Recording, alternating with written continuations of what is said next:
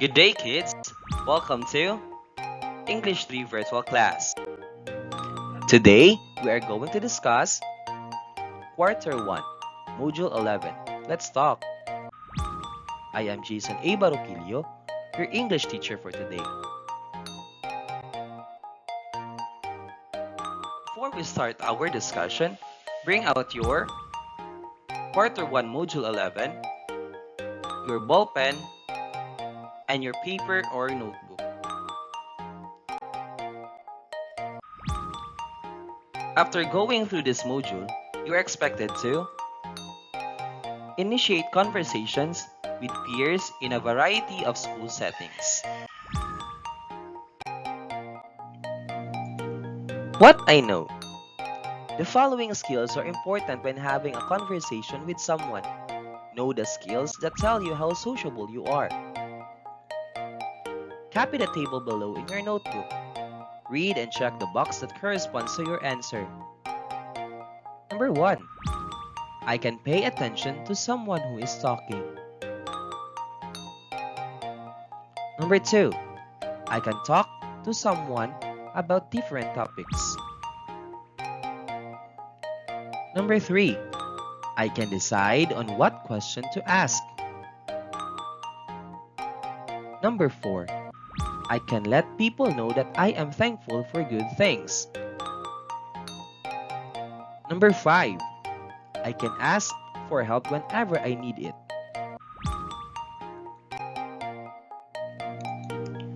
What's in? Read the dialogue. Identify the two-syllable words used in the conversation. Write them down on your notebook. Come, Carlo. Play hide and seek with us. Okay, Benji, but let me finish first the task that Mrs. Santos gave me. She wanted me to carry these little boxes into the principal's office. Alright, we'll help you carry the boxes so we can play after that. Really? Oh, thank you, Benji. You're welcome.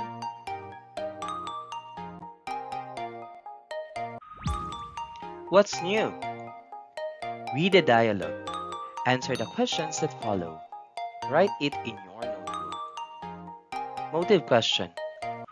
What are you most excited about the incoming new normal this school year? A Sandwich for Selena by Pelagio III PJB Tabuco.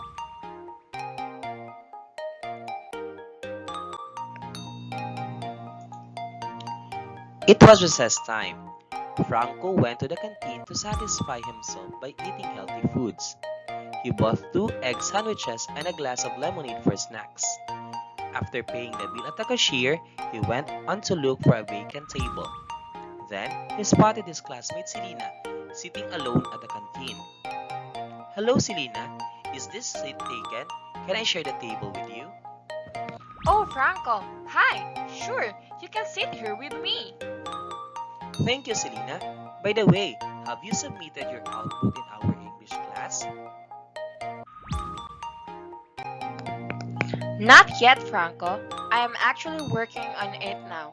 I can focus in our classroom, and since I'm also a bit hungry, I decided to go here so I can continue working on it.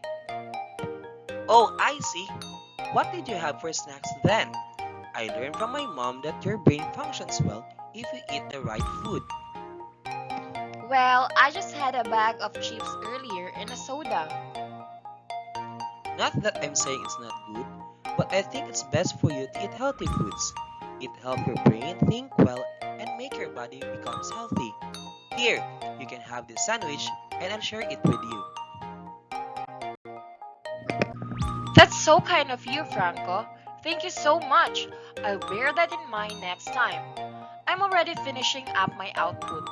Can you wait for me for a couple of minutes before we can head back to our classroom together? Sure, that won't be a problem. I'll just wait for you, Selena. Thank you, Franco.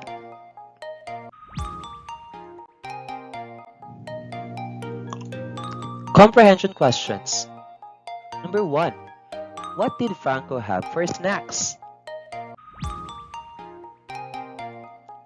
Number 2.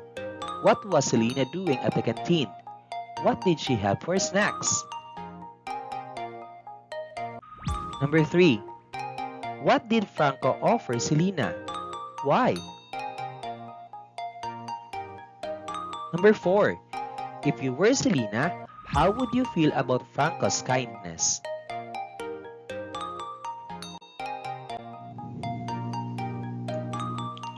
What is it? A conversation is the use of language to exchange thoughts and ideas. It is a tool to get the message across. When having a conversation with someone, it is important to bear in mind the parts below.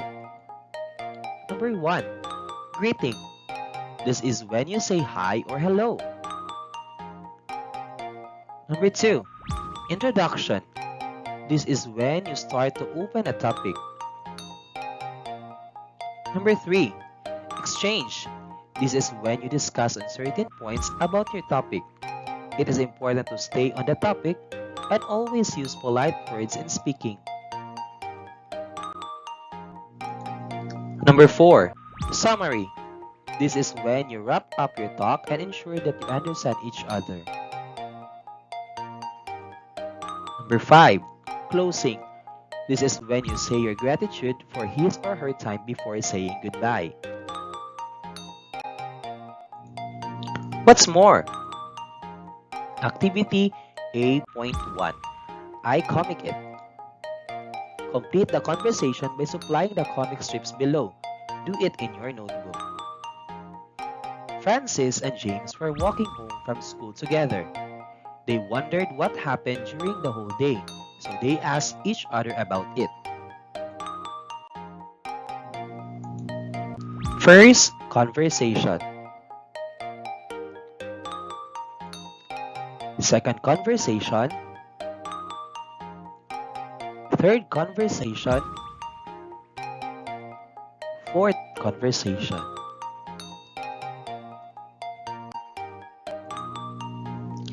Activity A.2. Picture story. Examine the illustration below. Supply the dialogue with possible details about their conversation. Do it in your notebook.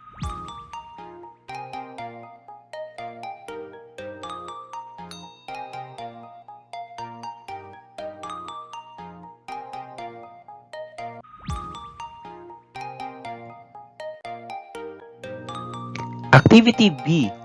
Conversation starter. Pretend that you will be having an online conversation with your best friend and you want to talk about the things that you did during the COVID-19 quarantine days. List down 5 questions that you want to ask your friend to start. Write it in your notebook.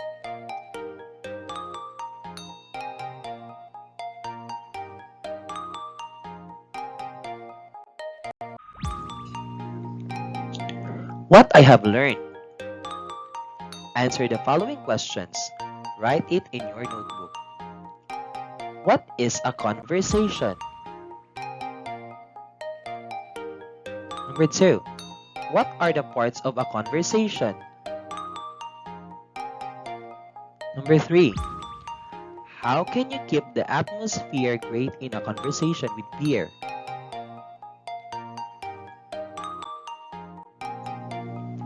What I can do. Pretend that you are having a conversation with classmates inside your room. Supply the vacant dialogue spaces below. Do it in your notebook. You and your friend were asked by your teacher to water the plants at the back of your classroom.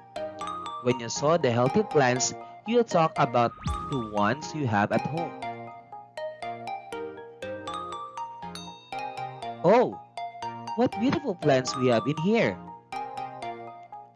Write your name. We have been running and playing here every day, but this is the first time that I've noticed them healthy. What do you think?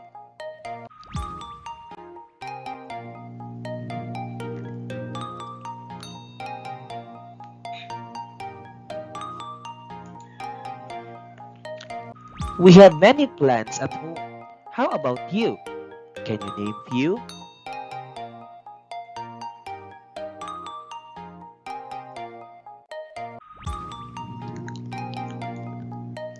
It's good to see healthy plants around you. What do they need in order to be healthy? Alright, we're done with our task. Let's go back inside so we can tell our teacher how beautiful and healthy our plants are.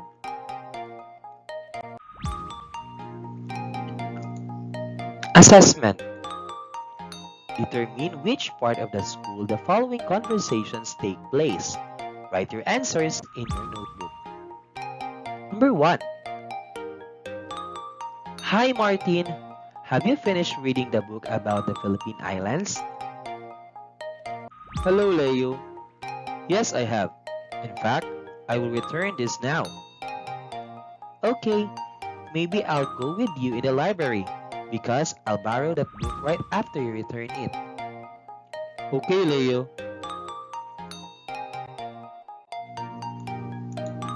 Number 2. Hi there, Carla. What food do you want to buy?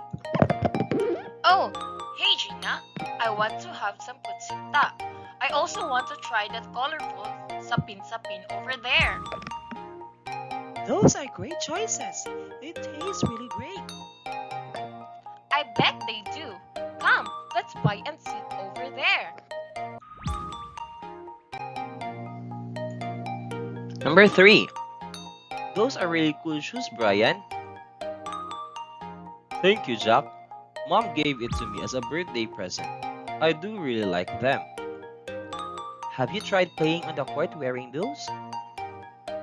Not yet, but we can check it now. Come on, let's play basketball. What is the product of 263 multiplied by 15?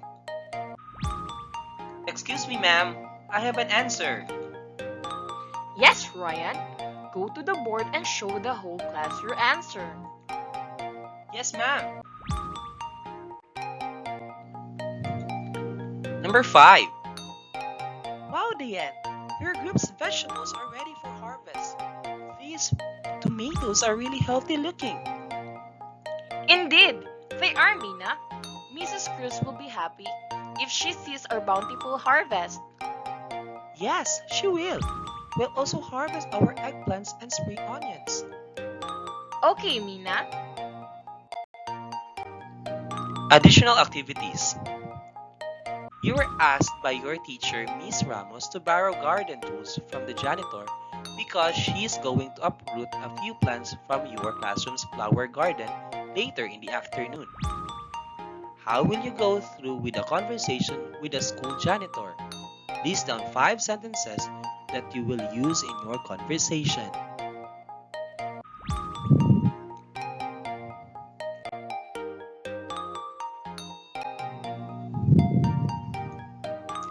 Good job, kids! That's all for today. See you in our next virtual class. Goodbye!